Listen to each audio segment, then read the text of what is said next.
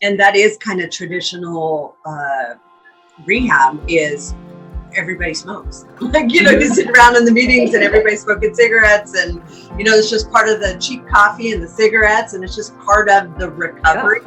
And the philosophy is, we'd rather you're smoking than doing heroin, which obviously that is true. However, that is a philosophy. It is a philosophy.